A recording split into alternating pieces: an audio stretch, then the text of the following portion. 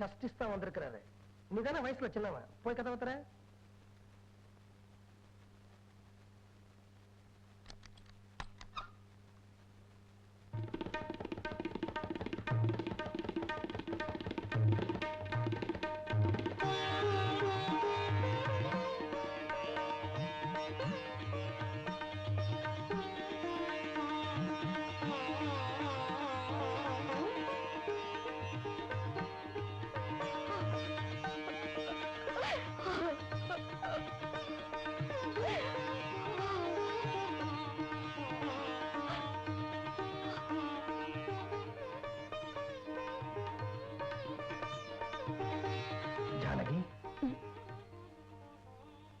நான் இங்க எப்படி வந்தேன்னு நீங்க யாரும் ஆச்சரியப்பட வேண்டாம்.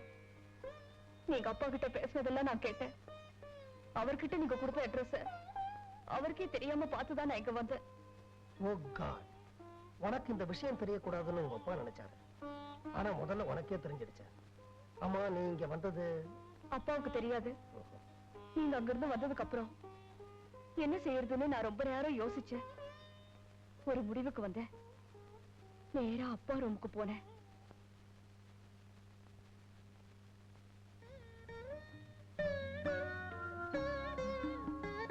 நடந்ததை நினைச்சு அழறீங்களாப்பா? அதான்ப்பா, எனக்கு அந்த வீட்டுல நடந்ததை நினைச்சு அழறீங்களா? ஏன்பா, மனசுக்கு கொஞ்சம் நிம்மதியா இருக்க கொஞ்ச நாள் கோயில் குளத்துக்கு போயிட்டு வாங்களேன். ஆமாம்மா, எனக்கும் அப்படி ஒரு சேஞ்ச் தேவைதான். நீ கூட வரியா? உங்க கூட உங்க பொண்ணு வரணும். வருவா?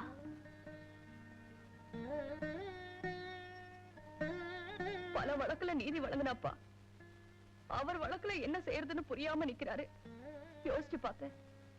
பாவம் செய்த அவரு தன்னால பாதிக்கப்பட்ட மாதவியை கூட்டிட்டு போய் ஆண்டவன் கிட்ட மன்னிப்பு கேட்கறதுதான் சரின்னு பட்டுச்சு. அக்கா, ஆமா மாதவி, அதனாலதான் இந்த பிரயாணத்துக்கு ஏற்பாடு பண்ண. நீதான் அவர் கூட போற. உனக்கும் அப்பாவோட இருந்த மாதிரி இருக்கும். எப்படி நீ அவர் மாதவியை ஏத்துப்பாரு? மாதவியா போனா தானே ஏத்துக்க மாட்டாரு. ஜானகியா போனா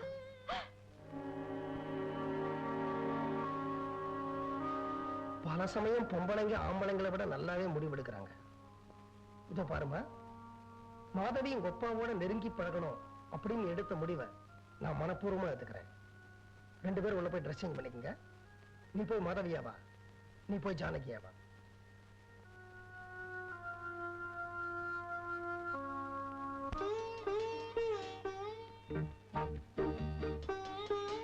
மாதவி, நீ இப்போ ஜானகி அடக்கமா பதவிசா நடக்கணும். நட உட பாவனை எல்லாம் ஜானகி மாதிரி இருக்கணும். அச்சா, வரேங்கா. சரிம்மா, போ, எல்லாம் நல்லபடியா இருக்க.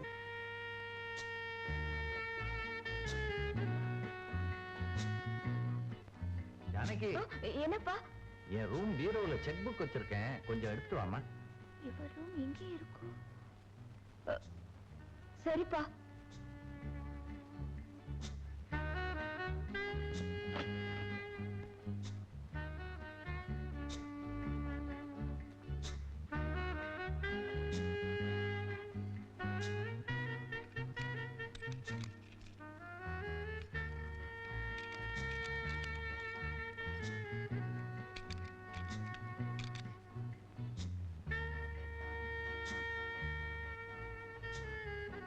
என்னமா தேடுற? செக் புக் தேடுறேன்ப்பா. அத ஓ ரூம்ல தேடுனா என் ரூம்ல வச்சிருக்கேன். ஏம்மா, ஓ ரூம் அது என் ரூம் அதுன்னு தெரியாத அளவுக்கா நீ குழம்பி போயிருக்க?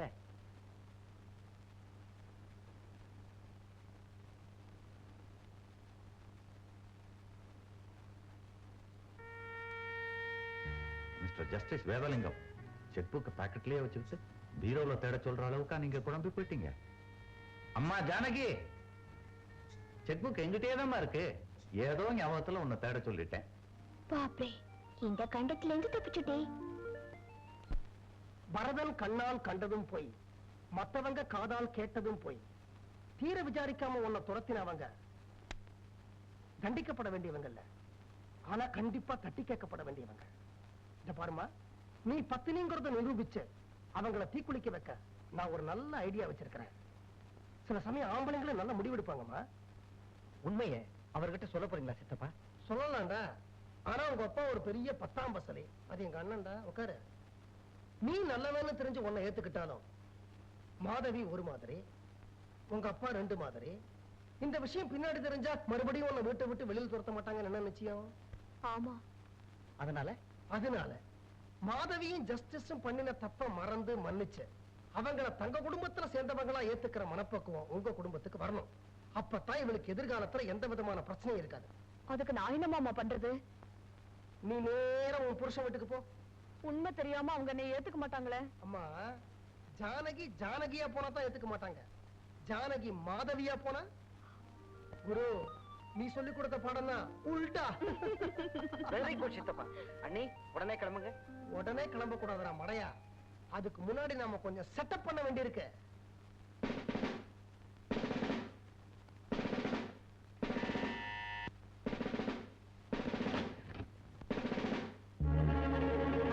பொன்னம்பலத்தை பார்க்கணும்.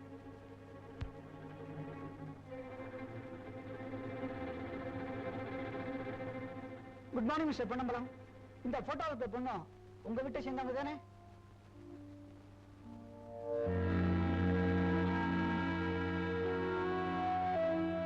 ஆமா. ஏ ஐ எம் சாரி. அவங்க தற்கொலை பண்ணிக்கிட்டாங்க.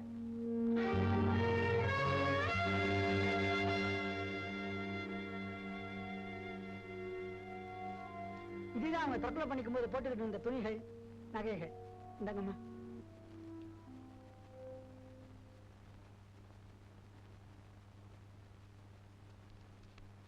இதையெல்லாம் வாங்கிட்டதுக்கு அத்தாட்சியா இதுல ஒரு கையெழுத்து போடுங்க.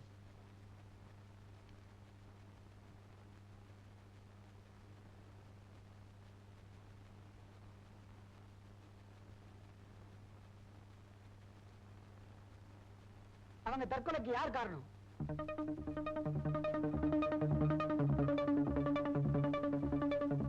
அவங்களே லெட்டர் எழுதியிருக்காங்க, என் தற்கொலைக்கு யாரு காரணம் இல்லைன்னு. இந்த பொண்ணு எந்த குடும்பத்தை சேர்ந்தவங்க தெரியாம ஒரு வாரமா அலைஞ்சிட்டு நேற்றுக்கு தான் பாடி எரிச்சோம். திட்டப்படி சட்டப்படி நாங்க வரோம்.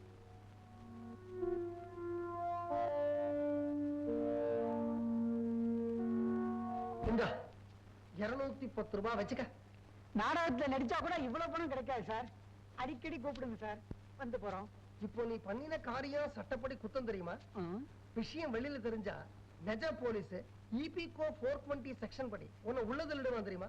சார் அப்ப அந்த வீட்டுல போய் உண்மையை சொல்லிடுறேன் சார். அவங்க உன்னை அடிச்சே கொண்டுடுவாங்களே. ஐயோ. அதனால இனிமே நீ அந்த வீட்டுக்கும் போக கூடாது, இந்த வீட்டுக்கும் வரக்கூடாது, விஷயத்தையும் வெளியில சொல்லக்கூடாது. நடந்தது ஒரு கெட்ட கனவா நினைச்சு மறந்துரு. இல்லன்னா EPCO 420 உனக்கும் சேர்த்துறான். வரேன் சார், வரேன் சார். ஜானகி செட்டப் ஓகே ஆயிடுச்சுமா. நாளைக்கு காலையில நம்ம 3 பேரும் புலவர் பொன்னம்பலம் வீட்டுக்கு படம் எடுக்கிறோம்.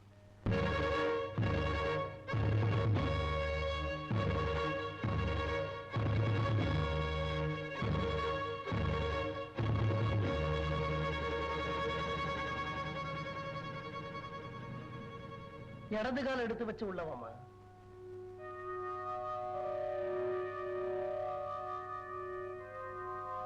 சங்கரா, இவ மிஸ் மாதவி, இவர் எங்க அண்ணன் மிஸ் பொன்னம்பலம். அச்சா, please to meet you mister Ponnambalam. நானும் சித்தப்பாவும் உங்ககிட்ட கூட சொல்லாம பாம்பே ஹைதராபாத் போய் தேடி கண்டுபிடிச்ச மிஸ் மாதவி. அப்படி என்ன அண்ணி வேற மாதவி வேறயா? இந்த சந்தேகம் உனக்கு அன்னைக்கே ஏற்பட்டிருந்தா வீட்டுல இத்தனை பிரச்சனைகள் வந்திருக்காதரா பொறுக்கி ராஸ்கல். சித்தப்பா, இப்பவே ஜஸ்டிஸ் வீட்டுக்கு போய் அண்ணியை கூட்டிட்டு வரேன். லட்சுமணா, அதுக்கு அவசியம் இல்லை.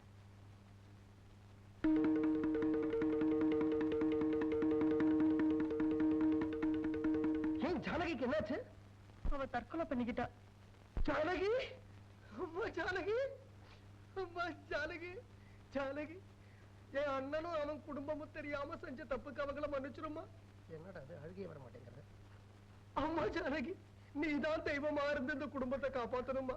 உன் முன்னாடி எல்லாரும் சின்ன பசங்களா நிக்கிறாங்க. என்ன பொறுத்த வரைக்கும் நீ சாகல. உனக்கு மாலை இருக்க கூடாது, உனக்கு மாலை இருக்க கூடாது. இந்த இத கொண்டு போய் ராம ரூம்ல வை. அதுல இருக்கிற பொட்டை அடிச்சிடும். ராம ரூம்ல வைடா.